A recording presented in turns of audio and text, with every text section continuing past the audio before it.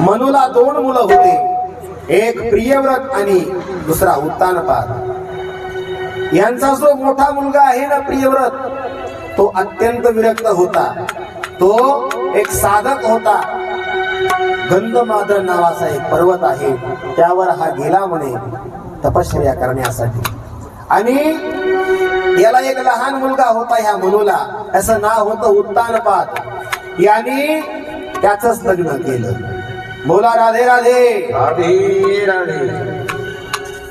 याला 2 बायका आहेत. एकीचं नाव आहे सुनीती आणि एक आहे सुरुची.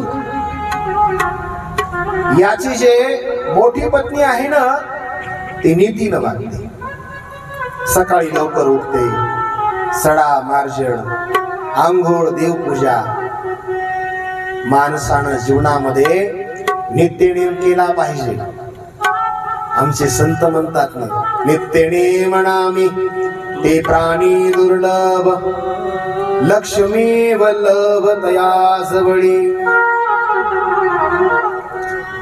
आणि जो व्यक्ती जीवनामध्ये नित्यनेम करत नाही ना, काही नित्यनेमावीण अन्न खाय तो श्वान, वाया मनुष्यपण भारवाहे तो वृषभ. वृषभ म्हणजे बैल. तो कोण आहे? तुम्ही नित्यनेम जे लोक करत नाहीत ना, कोण आहेत ते?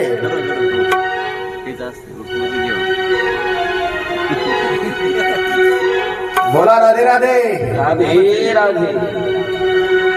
नित्यनेम जीवनामध्ये केला पाहिजे.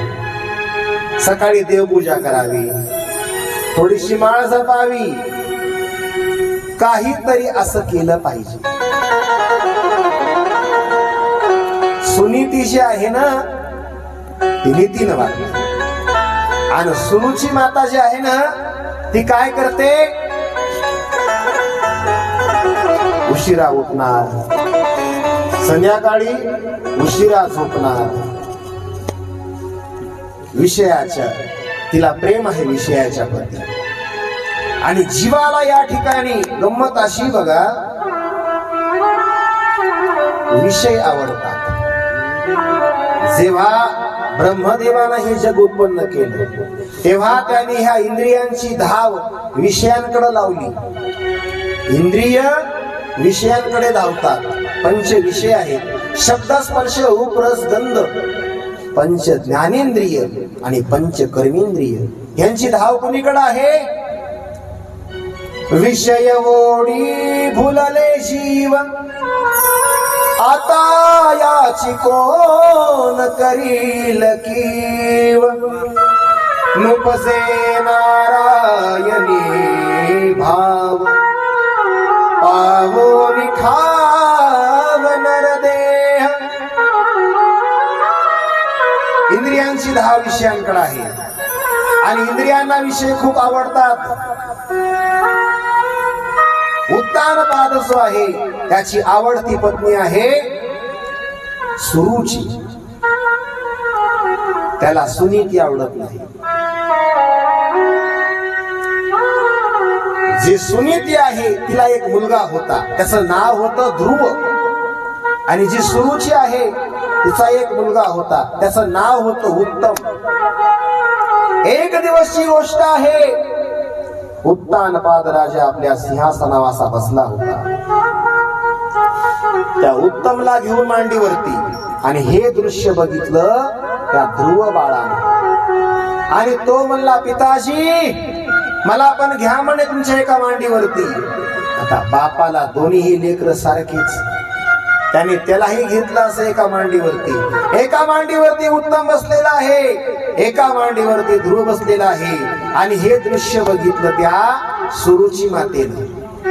आणि ती मोठ्यानं ओरडली, तपसाराध्य पुरुष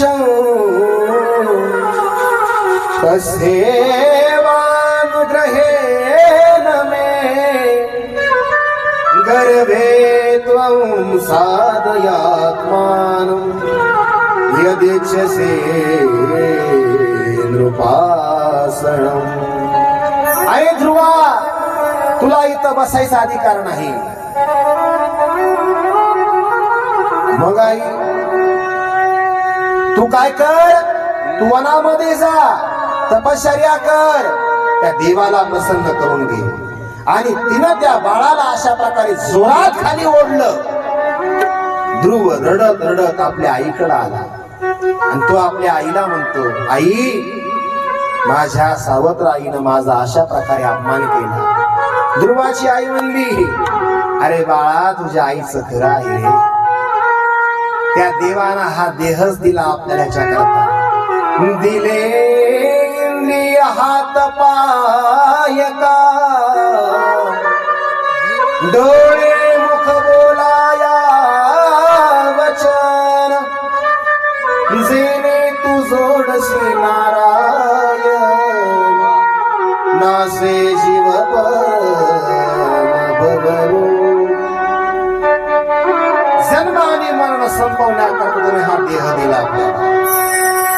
त्याचं फक्त एकच प्रयोजन आहे, जीवानं आपली एरजार संपवून टाकावी. तुझ्या आईचं खरंय बाळा, आपण तपश्चर्या केली पाहिजे, साधना करावी, त्या देवाला प्रसन्न करून घ्यावं. हे जीवाचं आद्य कर्तव्य ध्रुवा. असं काहीतरी आई बोलू लागली. त्या ठिकाणी तिनं याचं बोलणं मनावर नाही घेतलं. ती आपल्या घर कामात व्यस्त झाली, सुनीती माता. आणि त्या ठिकाणी तो जो ध्रुव आहे, खरोखरच तो वनात निघून गेला. आमचे माऊली म्हणतात, तो वन आला याची लागी, जे बैसावे पितयाच्या उत्सगी,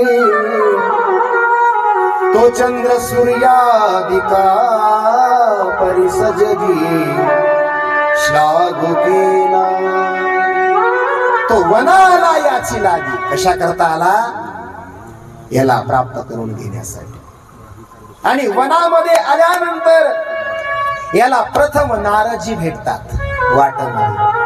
नारदजी म्हणले, अरे ध्रुवा, तुझं लहान वय आहे, ह्या वयात तू खेळायला पाहिजे. हा, तुझं हे खेळण्याचं बागडण्याचं वय आहे बाळा. जा तू घरी. वनामध्ये वाघ असतात, वनामध्ये सिंह असतात, वनामध्ये अजगर असतात म्हणे, ते तुला खाऊन टाकतील. ध्रुव म्हणला, नाही, निश्चयाचे बळ तुका म्हणे तेची फळ. निश्चय पाहिजे बरं का.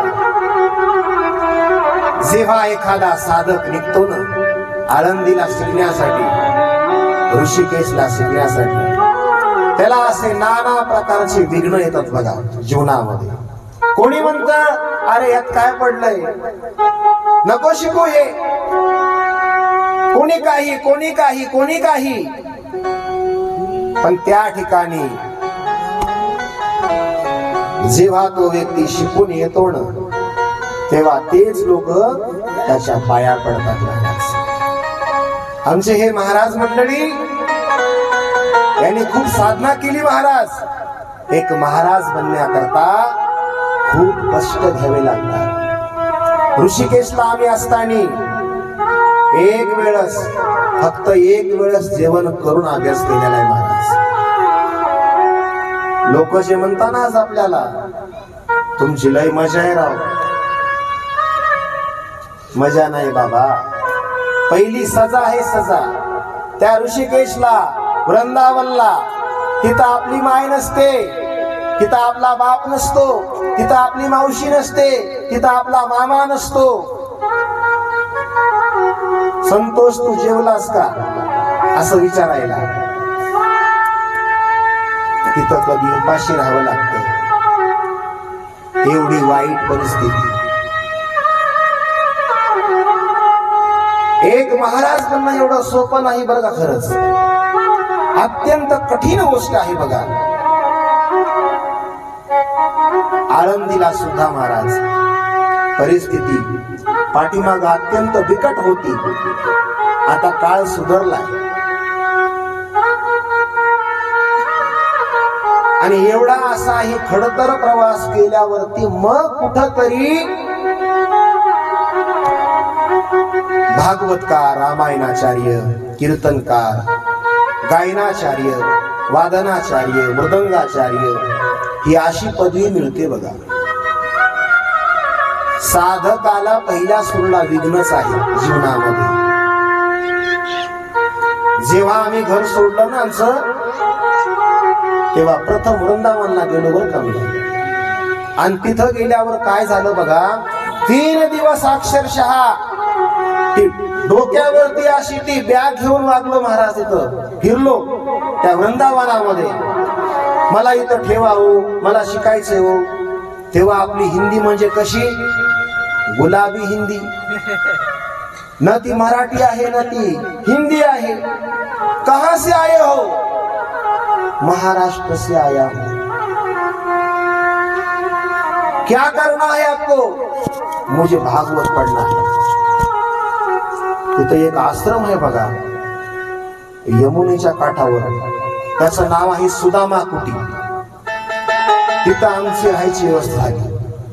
3 दिवस फिरलो आणि त्या ठिकाणी तिथं मला घेऊन गेला एक जण. रात्रीची वेळ आहे महाराज. तिकडं आरती असते देवाची संध्याकाळी. ती आरती झाली, ब्राह्मणांची मुलं त्या आरतीमध्ये सुंदर सुंदर असे मंत्र म्हणतायत. आणि मी आपला थांबलो एका ठिकाणी. त्यांना पाहत तिथल्या महंतांनी मला बघितलं आणि महंत म्हणले, नाही का, रात्री 11:30-12ची गोष्ट आहे बघा, त्याला घेऊन या म्हणे आपल्याकडं. त्यांच्या पुढं मला तिथं नेलं महाराज. ते महंत म्हणतात, कोण हो तुम. मी त्यांना सांगितलं माझा परिचय. कहां से आए हो, महाराष्ट्र से आया हूं. यहां क्या करने आए हो, भागवत पढ़ने आया हूं.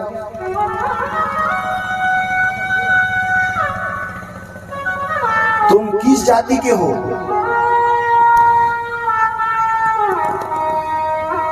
मला तेव्हा काही कळत नव्हतं.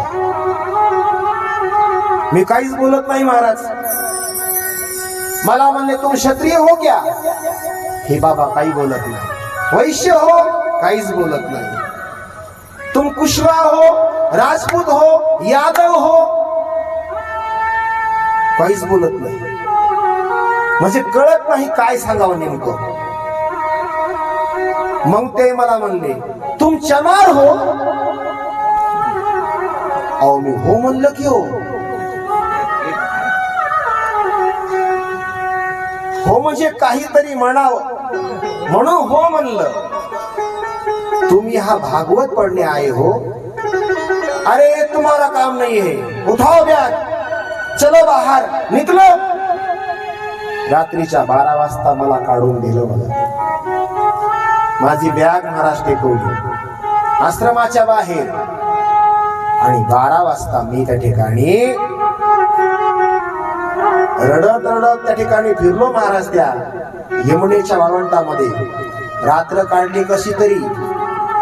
प्रातःकाळ झाला आणि मग त्या ठिकाणी पुढं नंतर काही मित्र भेटले आणि पुढं तेव्हा ही सर्व व्याकरण शिकलो, न्याय शिकलो, उपनिषद, भगवद्गीता, पुढं भागवत कथा, रामकथा. आणि नंतर आळंदीला आलो. या ठिकाणी ही जोग महाराज संस्था जी आहे ती पूर्ण केली. पण आज मला अभिमान वाटतो, आमचे स्वानंद सुख निवासी सद्गुरु जोग महाराज यांनी जी संस्था स्थापन केली 100 वर्षापूर्वी, त्या संस्थेमध्ये कधीही कोणासोबत कसलाही भेदभाव होत नाही. तिथं गेल्यावरती तिथं तुम्हाला असं कोणी म्हणत नाही, तुझी जात कोणती आहे रे. तिथं सर्वांना प्रवेश आहे. त्या ठिकाणी उपकार केले महाराज जोग महाराजांनी आमच्या साधकांवरती. आपला संप्रदाय आपल्याला कधीही जाती पातीमध्ये गुंतवून ठेवत नाही बरं का. ऐका, या ठिकाणी आपला असा हा श्रेष्ठ असा संप्रदाय या ठिकाणी, त्याच्यामध्ये आपण जन्माला आलो हे आपलं सर्वांचं मोठं भाग्य समजा. आपण वारकरी आहोत याचा आपल्याला गर्व पाहिजे, याचा आपल्याला अभिमान पाहिजे. जगामध्ये ज्ञानोबा तुकोबारासारखे असे कधी संत नाही झाले, वारकरी संप्रदायासारखा पंत नाही झाला, आणि ज्ञानेश्वरी गाथा यासारखे ग्रंथ नाही झाले. आपला असा संप्रदाय आहे. याच्यामध्ये आपण आज नाही का एवढा सर्व भक्तीचा आनंद घेत आहोत. बाहेर ठिकाणी हा आनंद नाही, हे सुख नाही. मला तुम्हाला एवढं सांगायचं, या ठिकाणी साधकाला सुरुवातीला दुःख भोगावं लागतं. मंदिरात जो देव आपण पाहतो ना, ते पहिल्यांदा चिमणीचे घाव सहन करतो. जया अंगी मोठेपण तया यातना कठीण. मोठ बनण्याकरता पहिल्यांदा यातना सहन कराव्या लागतात. टाक्याचे निघाये वा पुढं देव झाला पाय. देव पण येत नाही बर का एवढं सहज. त्याकरता त्याला ते घाव सहन करावे लागतात. ध्रुव जो आहे त्याला अशा प्रकारे अनेक प्रकारे याला भ्रमित करण्याचा प्रयत्न केला नारदाने. नारदजी म्हणले, अरे जा वापस, तू राजपुत्र आहे ध्रुवा, तू राज्य सुख उपभोग, वनामध्ये काही नाही, नको जाऊ. पण याचा निश्चय होता. ध्रुव म्हणला, नाही महाराज, मी जाणारच. आणि जेव्हा याचा असा दृढ निश्चय बघितला, तेव्हा त्याने त्याला असा एक मंत्र दिला. सर्वांनी एकदा म्हणायचं आहे पाठीमागे. ओम नमो भगवते वासुदेवा. ओम नमो भगवते वासुदेवा. ओम नमो भगवते वासुदेवाय.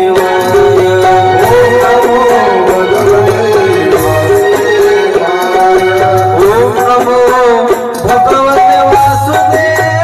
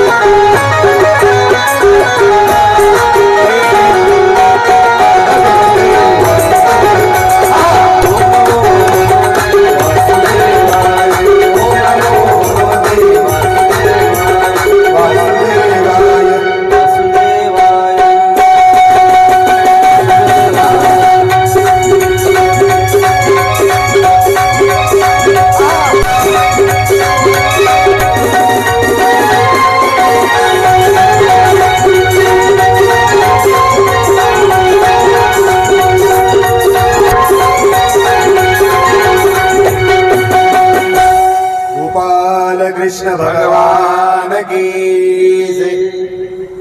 एकदा आमच्या महाराजांकरता सर्वांनी जोरात एकदा टाळी वाजवा. बालाजी महाराज म्हणजे आमच्या कथेचा प्राण आहे बरं का. या ठिकाणी महाराज आमच्या विनंतीला इथं मान देऊन आले. खूप आनंद वाटला. एक नव चैतन्य आलं आमच्या सर्व तिघांमध्ये सुद्धा. या ठिकाणी तीनही आमचे महाराज मंडळी म्हणजे एकापेक्षा एक गुणवान आहेत बघा. टाळी वाजव मोठ्याने यांच्या करता. इकडे आमचे श्री सतीशजी असतील ज्यांनी आपल्या विषयामध्ये महारथ प्राप्त केला, ज्यांचं सुंदर असं वाद्य काम आहे, ज्यांनी विद्यार्थी पण तयार केले.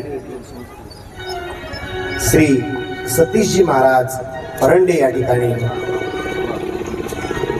खूप आनंद वाटला. या ठिकाणी महाराज श्री आपण ह्या कथेला आलात आमच्या, असंच पुढं पण या. इकडं आमचे श्री परम मित्र जीवस्य कंठस्य श्री पांडुरंगजी महाराज वैरागकर, आपणही इथं आलात. इथं येऊन आपण खूप सुंदर अशा प्रकारची साथ संगत केली करत आहे. इथं आपलंही स्वागत आहे. या ठिकाणी टाळी वाजवा आपण जोरात वाजवा. तुम्ही लय कंजूस माणसं आहेत ना खरंच. वा धन्यवाद.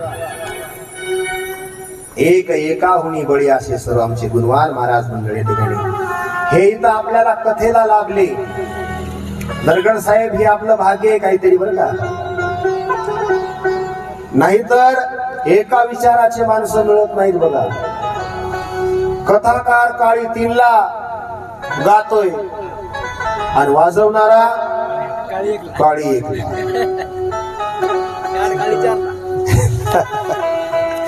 तबला दोनला, प्याड चारला. एकाचे उत्तर एक आहे ना ते. कानडीने केला मराठा भ्राता, एकाचे उत्तर एकाने.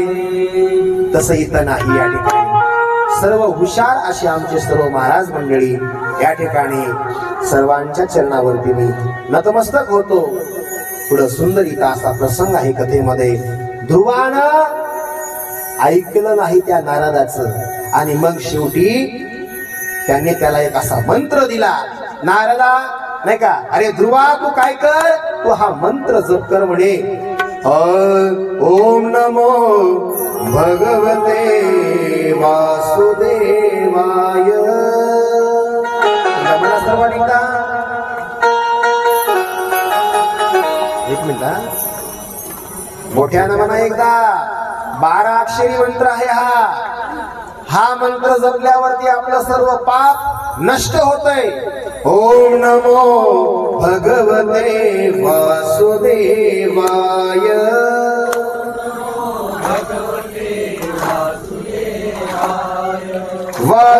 वासुदेवाय वासुदेवाय. हा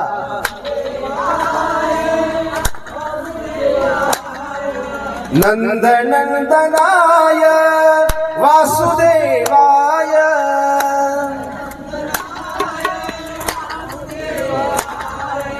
ओम नमो भगवते वासुदेवाय.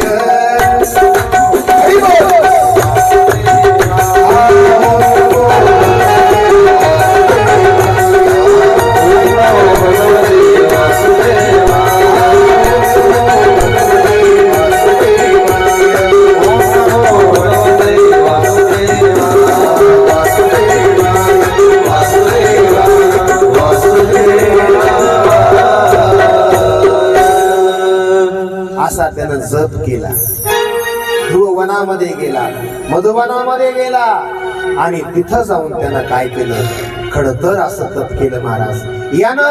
प्रथम यानं आपलं अन्न त्याग केला. नंतर ध्रुव बाळ पाणी पिऊ लागला, झाडाचं पानं खाऊ लागला. 1 महिना गेला, 2 महिना, 3 महिना, 4 महिने, 6 महिने. यानं कमी कमी कमी कमी ते केलं सर्व. आणि पुढं आता ध्रुव बाळ जो आहे एका पायावरती असा उभा राहून तपश्चर्या करतोय. दोन्ही हात असे वरती करून ह्या ठिकाणी एकाच पायावरती लहान असं कोणीतरी बाळ आहे, तप करत आहे. सत्यादी लोकांमध्ये देवता लोक म्हणतात भगवंताला, प्रभू त्याचं रक्षण करा. आणि मग तेव्हा परमात्मा त्या ठिकाणी आले आणि भगवंतानी काय केलं, त्या ध्रुवाला दर्शन दिलं. ते इथं ध्रुव बाळ या ठिकाणी येत आहे. चला सर्वांनी त्यांचं स्वागत करायचं आहे.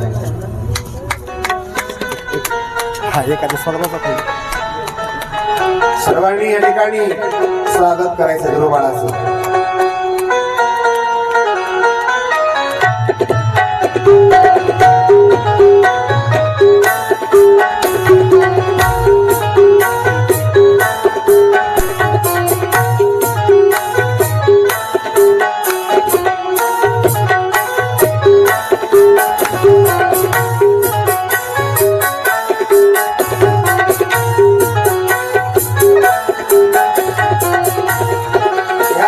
आपण सर्वजण पाहत आहे, इथं ध्रुव आलेला आहे.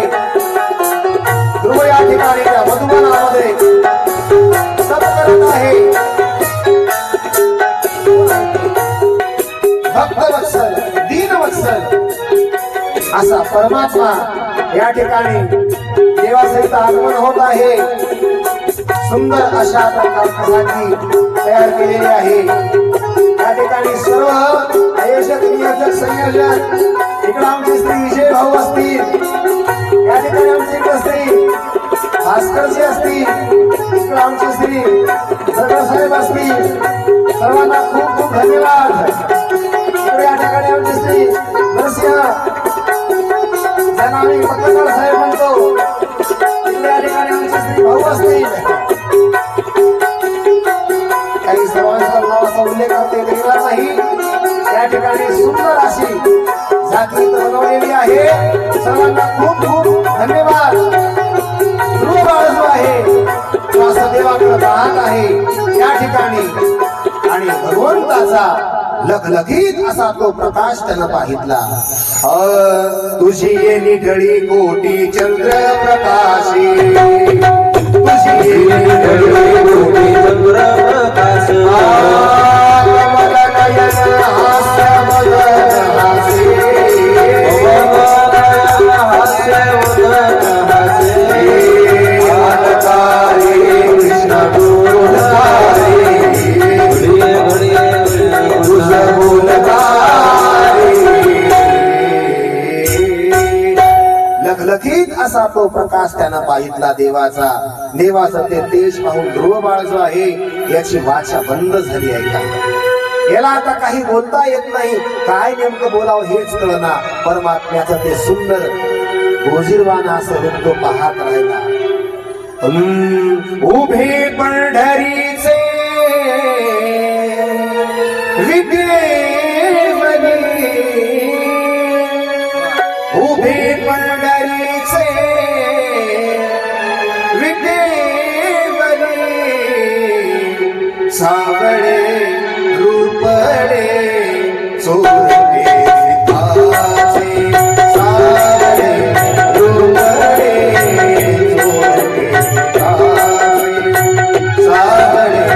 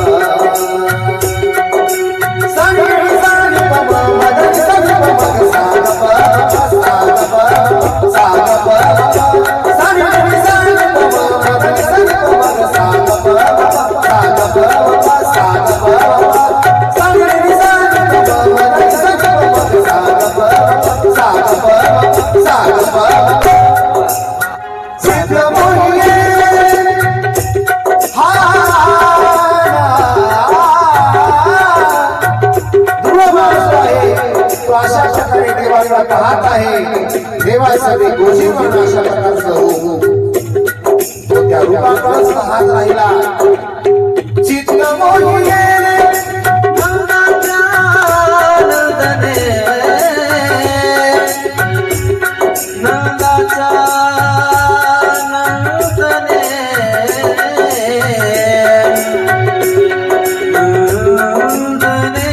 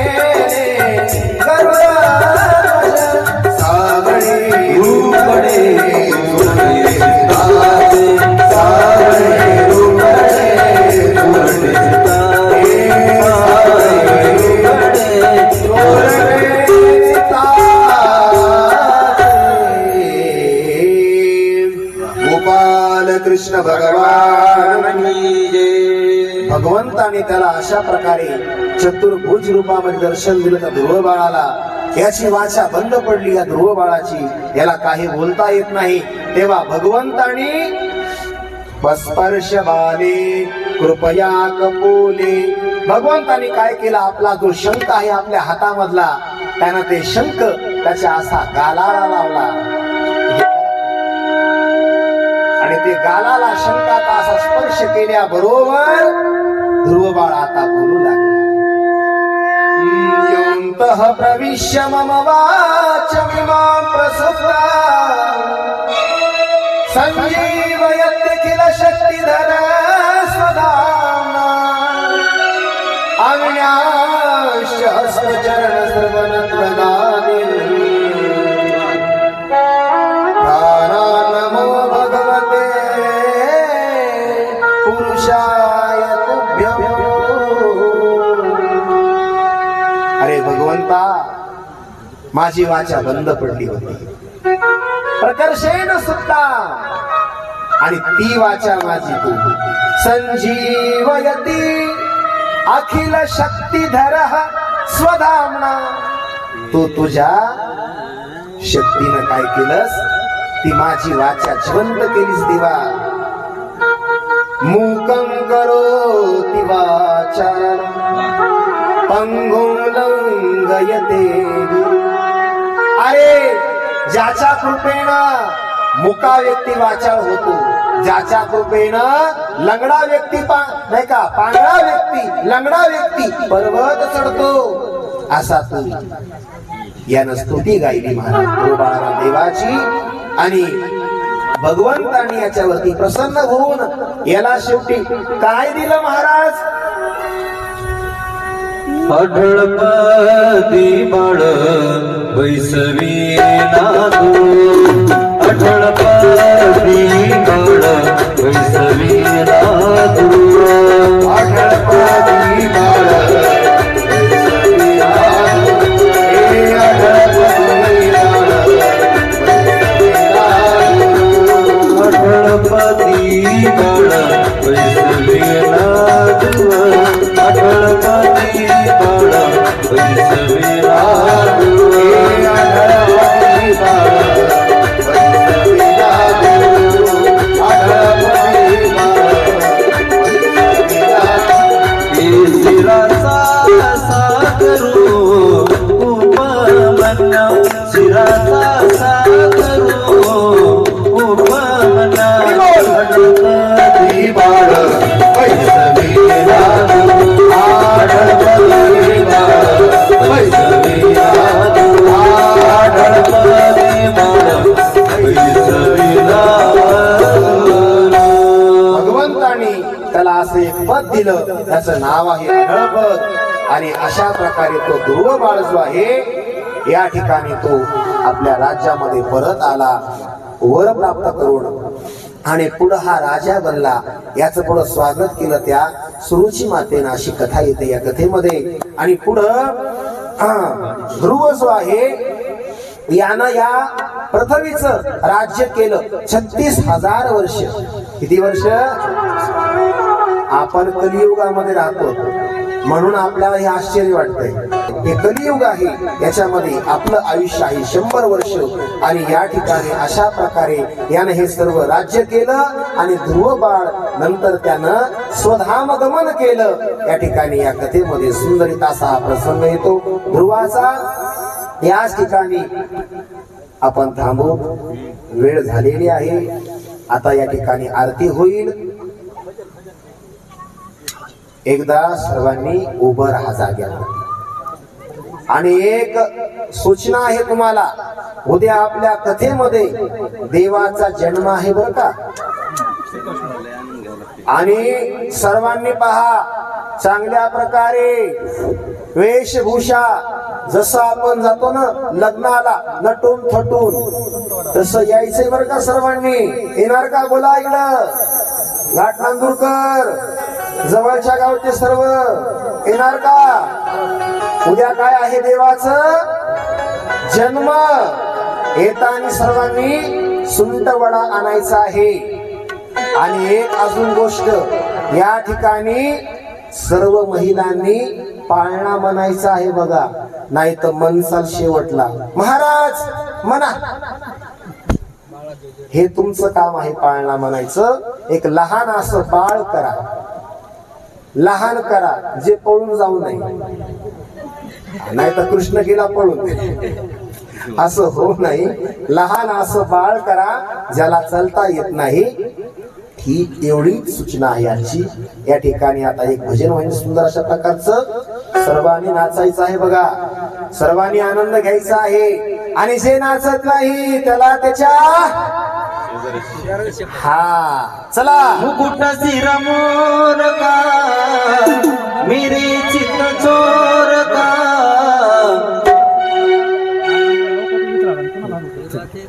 तू राधे राधे, तू राधे राधे, तू राधे राधे बोलना, तू मेरी संग डोलना, तू राधे राधे बोलना.